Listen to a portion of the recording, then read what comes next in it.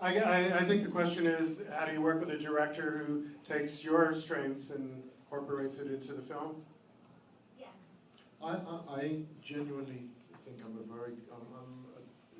director's actor. I work for a director, so whatever I bring, ultimately I will be serving the project through the director. Obviously, it's better and it works best for me and for everybody if we're completely in tune and we have the same ideas about what the film is. Then it's seamless. But ultimately, I have to sign off on the director. I have to say, yes, I want to make this film with you, and then my job is to make it work for them.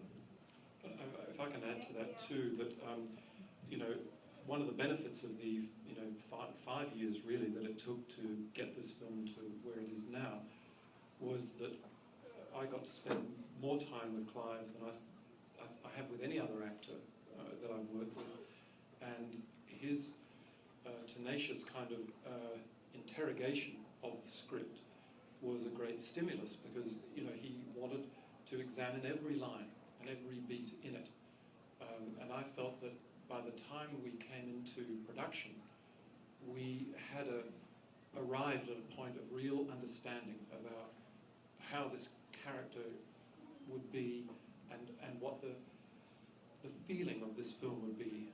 The shape and all those other things, many other things to be determined, but what the feeling was we wanted to get from the film. And in that way, everything Clive has said about being a director's actor, I mean, he's intensely collaborative, but he'll also stick on an idea. It's like a burr in your sock.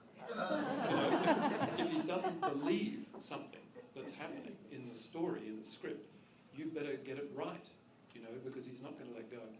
And that is actually a huge stimulus and benefit to both to me and the screenwriter. It becomes a real act of collaboration in that way. Yes, right here. Amazing film, amazing. One of the things that sticks out for me is the flow of the film from beginning to end. But you mentioned that it started in 2004, so I'm wondering what the biggest challenge was in not only getting it made, but it actually all coming together. Because watching the film, it takes place very, not quickly, but there's a great flow. So it doesn't seem like, how long did it actually take to make? And then The question is, well, the comment is, it's just an amazing film, and it seems to flow just so effortlessly, but yet you mentioned it, you began working on it in 2004. What were the challenges in getting to the final product? Well, really, I mean, as we stand here now, it's exactly a year since we were in our first week of shooting. So for all the time, time that it took to get to that point, then it was like really any other film, in the sense that now you're in production, you have your finance and so on. Then, so by that token, it was all executed in in its own way. We had 50 days of shooting. Mostly in South Australia, and then a week in London. And then the post-production was, I like to edit my films at home, so I got to do that, and then went to London to finish the sound and so on. Being a co-production between England and Australia, it's a little complicated. So yeah, it was a normal production, post-production flow once we had the money. Getting to that point. I'd like to add, I think that's a very good point you made about the flow of the film. The thing that I felt when I saw it for the first time, after all the work we put in, was the fluidity of it. And I think, again, the way Scott put the film together in terms of, it has got a flow and a fluidity, and it's very delicately put together. It's not, the scenes, they don't sort of slowly begin, get to a point, settle, and give you time.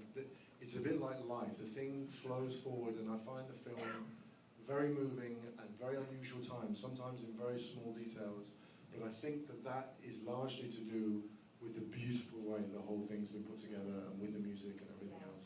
music was the Yeah, the music, I mean, the composer, Hal Linders, was formerly guitarist with Dire Straits, and so his beautiful score is obviously very important, along with a number of songs that I was privileged to use by Sigur Rós, the Icelandic band, who created a feel that I wanted for the film, and they generally never allow people to use their music. So I was, I went to Reykjavik and I screened the film for them, and I said, please, and they loved the movie. So it was the music was very important. And I'd also like to mention my editor, Scott Gray, who was resolute and again stood by me through many months of work, obviously. Just one last thing I would like to know.